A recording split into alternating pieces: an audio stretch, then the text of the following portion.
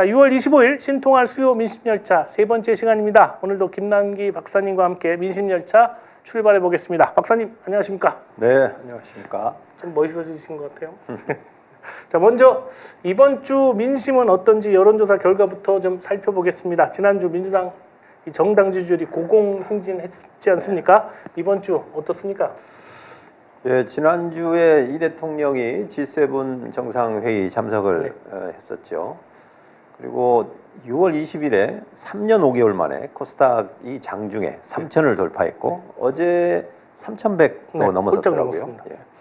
그리고 22일에는 이 대통령이 취임 18일 만에 여야 지도부와 오찬 회동을 했습니다. 그리고 어제 오늘 지금 김민석 총리 후보자 청문회가 실시 중인데 제가 보기엔 주진우 청문회 같습니다. 여론조사 결과 한번 보시죠. 한국갤럽은 지난주 거고요.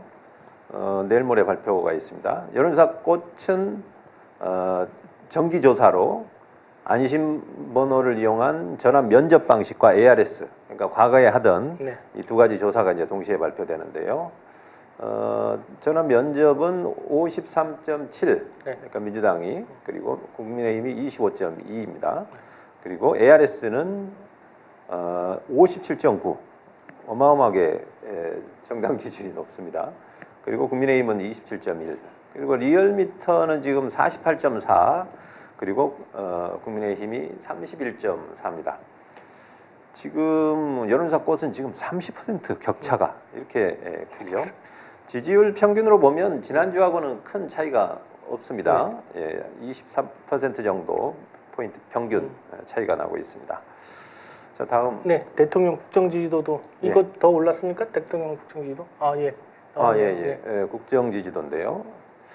지금 리얼미터가 지금 59.3이 긍정, 그리고 부정이 33.5인데 NGI로 해봤더니 지난주하고 차이가 없습니다. 63대 37로요. 그럼 여론조사 꽃, 그래서 같이 이제 꽃 지수는 지난주보다 좀 올랐습니다. 지금 이런 그 전화 면접 방식이 73.4 긍정, 부정 23.6. NGI로 했더니 75대 25. 뭐 아주 뭐 50% 차이가 나죠. 그리고 ARS는 69.1, 여기도 거의 70 육박합니다. 그래서 꽃지수의 국정지수가 이제 2.6이나 됐습니다. 그러니까 긍정이 부정의 2.6배나 됐다는 겁니다. 지금 ARS하고 전화 면접이 꽃 같은 경우 조금 차이가 나죠. 여전히 전화 면접에서는 샤이 보수 표심이 좀 있는 것 같습니다. 여론조사 꽃에서 이제 다른 조사도 있었는데요. G7을 마치고 온 이재명 대통령의 성과, 긍정이 71이었고요. 직위원 재판부에 대한 신뢰도 신뢰하지 않는다가 68이었습니다. 그리고 윤석열 재구속 필요하냐? 필요하다가 72였고요. 김건희의 구속 수사 필요하다가 76이 됐습니다. 여론조사 수치로만 보면 뭐 출발은 아주 좋은 편이라고 생각하는데 박사님은 이재명 정부의 이 시작 어떻게 보고 계십니까? 아주 뭐 악조건 속에서 출발했습니다. 인수위도 없었고 단기 내에 준비할 수 있는 상황도 아니었습니다. 6월 4일 아주 간소한 취임 선서식을 마치고 국회 사랑채에서 여야를 아우르는 비빔밥 오찬으로 이제 시작을 했죠. 그 직전에 아마 국회 청소노동자를 방문했었습니다. 일단 윤석열과는 뭔가 확연히 다른, 그리고 아주 신선한 느낌이 있었습니다. 그리고 이어서 이제 용산 집무실로 사실상 어쩔 수 없이 들어갔는데 프린터도 없고 사람도 없고 이 펜이나 이게 티백 하나 구하기 어려운 그런 거의 뭐 사막과 같은 상황이었다고 하는데요. 나쁜 놈들이죠. 이거 정권 인수인계에 관해서 이거 아마 법으로도 있을 텐데 이거 나중에 법적 책임을 좀 물어야 될 것 같습니다. 하지만 이제 취임 당일부터 이재명 대통령은 할 일을 했고 비서실은 뭐 거의 코피가 날 정도로 바쁘게 이제 돌아갔습니다. 역시 일은 사람이 하는 것이다 이런 말이 있는데요. 윤석열이 임명한 국무위원들과 국무회의도 했는데 그야말로 능수능란하게 운영을 했습니다. 그러면서 이재명 표 국정 운영의 모습이 이제 서서히 드러나기 시작했습니다. 뿌듯하죠. 짧은 시간과 압축된 행보 속에서도 민생과 경제 그리고 안보와 평화 의지, 개혁과 통합, 그리고 글로벌 위상 회복 등 방향성이 그대로 담겨 있었습니다. 이제 막 집권 3주가 지났는데요. 그러니까요. 때이른 평가긴 하지만 기대 이상이다 이렇게 얘기할 수 있고 한마디로 총평을 하면 세상이 달라졌다 뭐 이렇게 말할 수 있겠습니다. 저도 피부로 느낍니다. 자, 근데 이제 이재명 정부가 조기에 이 안착 잘하고 있긴 하지만 또 이 아주 안착을 잘하기 위해서는 어떤 일들을 좀 했으면 좋겠습니까? 예, 뭐 만만치 않은 과제들이 좀 필요한데요. 네. 제가 한 3가지 정도로 추려봤습니다. 첫 번째는 이 신속 정확한 핵심 인사로 집권 체제를 조기에 안정화하는 겁니다. 집권 체제를 구축하는데 이제 양대 축이 국무총리를 비롯한 내각하고 대통령실 인사인데요. 비교적 빠른 시간 내에 강훈식, 위성락을 네네. 포함한 대통령실 인사가 사실상 이루어졌고 지금 김민석 국무총리 후보자를 지명해서 아마 뭐 7월 1일인가요? 조만간 무사히 뭐 무난하게 통과될 것 같습니다. 그리고 장관 후보자들도 지금 네네. 11명인가요? 지금 네. 발표가 됐는데요. 이후에 김민석 총리 청문회가 지나면 장관들에 대한 후속 인사도 있을 걸로 보입니다. 이 대통령 스타일상 능력 위주로 이제 발탁을 하겠지만 정무적인 어떤 평가까지 포함한 일종의 중도 실용주의 노선도 네. 많이 이제 반영될 것 같습니다. 두 번째로는 긴급 민생 현안 대응하고 부동산 리스크 조기 관리가 필요할 그렇죠. 것 같습니다. 이건, 네. 예.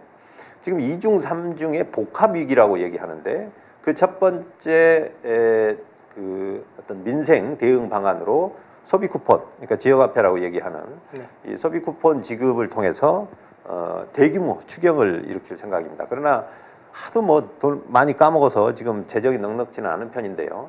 그래서 이걸 통해서 급한 불만 우선 좀 끄고 그러나 이후에 추가적인 정책 패키지를 통해서 정교하게 좀 더 이제 준비가 돼야 될 것 같습니다. 또 한편으로 지금 공교롭게도 민주당 정부가 이게 출범을 함과 동시에 서울을 비롯한 주요 지역에 지금 부동산이 들썩이고 네, 있습니다. 맞습니다. 전통적으로 지금 부동산 정책은 이제 민주당의 어떤 정부의 성패를 결정짓는 중요한 이슈였는데요.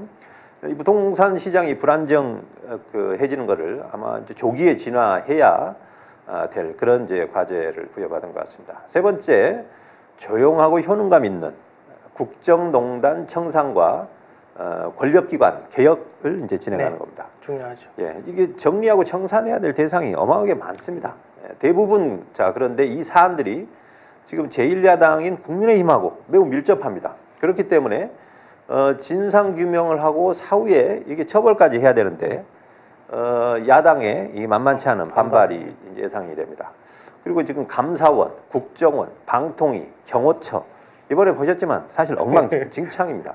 그래서 상당한 수준의 어떤 개혁과 이제 개혁이 필요한데 이 권력기관의 정상화 이것이 결국은 이 검찰 개혁을 넘어서 사법 개혁 추진까지 이제 연결되는 중요한 관건이 될 것 같습니다.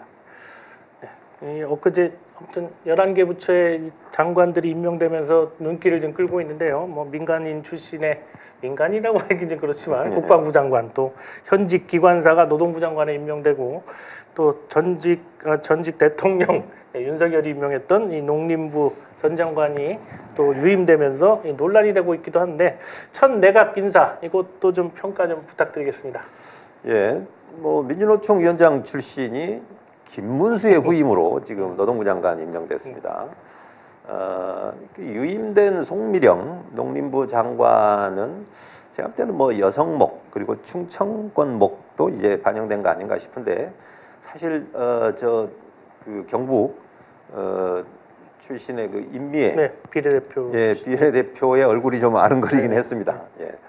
이게 제가 또 관심 가는 인물이 정동영 통일부 장관인데요. 예, 이종석 지금 국정원장 임명이 됐죠. 그리고 대북 특사로 기용될 가능성이 높은 박지원 지금 의원을 포함해서 이 세 분이 남북 관계를 빠른 시간 안에 획기적으로 뭔가 변화시킬 그런 이제 인사로 기대가 됩니다. 그리고 내각은 김민석 총리를 이제 중심으로 실질적으로는 이재명 대통령의 통치 스타일을 이렇게 따르게 될 걸로 보입니다.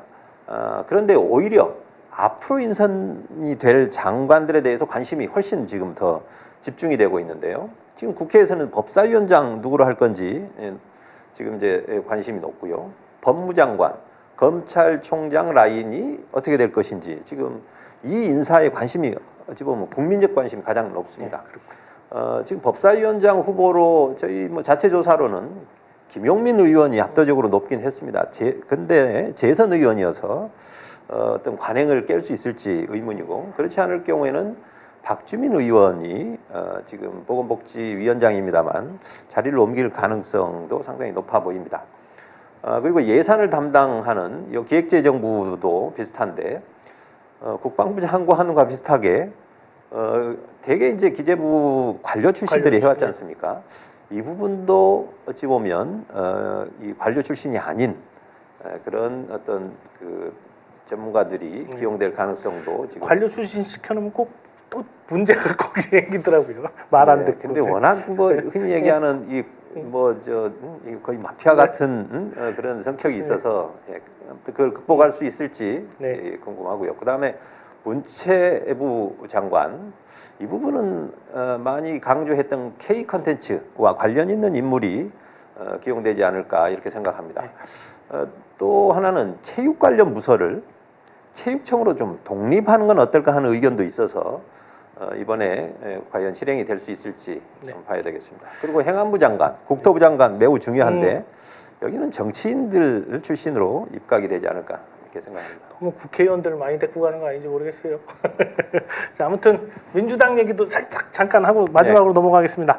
이 박찬대 의원 당대표 출마로 정청래 의원하고 이 대결 관심사입니다. 둘 다 이재명 대통령 각별한 사이기도 하고 서로 절친이라 더 그런데요. 이 집권여당 당대표의 위상과 역할 큽니다. 물론 뭐 1년짜리라고는 하지만 자, 당대표 선거 이거 어떻게 될지 전망 좀 부탁드리겠습니다. 예, 박찬대 의원이 이제 출마 선언을 하면서 본격적인 입하전이 됐습니다. 그런데 두 분 모두 이재명 정부의 성공 뒷받침하겠다 이런 공약을 걸고 있는데 그건 뭐 당연한 거 아니겠습니까?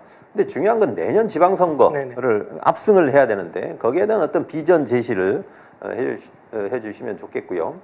그런데 이 지방선거 승리를 하려면 당연히 이제 개혁이 중요합니다.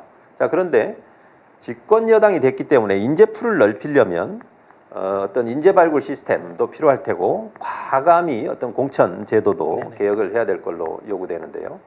당 대표로서 그 부분을 어떻게 할 건지에 대한 로드맵이 제시됐으면 좋겠습니다. 그리고 지난 선거 보셨으면 알겠지만 동서간에 빨갛고 파랗고 완전히 이렇게 나눠졌지 않습니까? 선거법 개정을 통해서 이런 부분을 어떻게 극복할 수 있도록 해야 될 것 같고요. 그래서 제 생각에 지금 소선거구제로 하고 있는 광역의원 이거 세너 명 뽑는 중선거구로 좀 개편하는 게 어떨까 싶습니다. 뭐 지금 9대1 막 이렇게 벌어지는 거를 한 6대4만 돼도 되지 않나 이런 생각이 좀 그렇다고 있습니다. 의회가 안 돌아가는 것도 아니고. 그렇습니다. 그리고 비례대표를 좀 확대를 하면 소수정당도 좀 참여할 기회가 있어서 시민들의 이제 다양한 요구가 좀 수용이 될 수 있을 것 같고요. 광역의원, 기초의원 지금 따로 나뉘어져 있는데 뭐 좀 쉽지는 않습니다만 이걸 하나로 통합해서 운영하는 방안도 저는 검토해볼 필요가 있다고 봅니다. 국회에서 잘 하시겠죠. 제주도가 지금 기초의회가 없죠. 뭐 그런 식으로. 세종시도 아마 그런 식으로. 아무튼 오늘 김남기 박사님 오늘도 수고 많으셨습니다. 자, 오늘 여론조사에 관한 자세한 내용은 중앙선거 여론조사 시면의 홈페이지 참고해 주시고요. 이번 주 금요일 11시 11분 여론조사 전문 프로그램 여론조사 빛도 많은 기대 부탁드리겠습니다. 자, 오늘 신통할 여기까지입니다. 내일 아침 6시 30분에 다시 찾아뵙겠습니다. 함께해 주신 시청자 여러분 대단히 고맙습니다.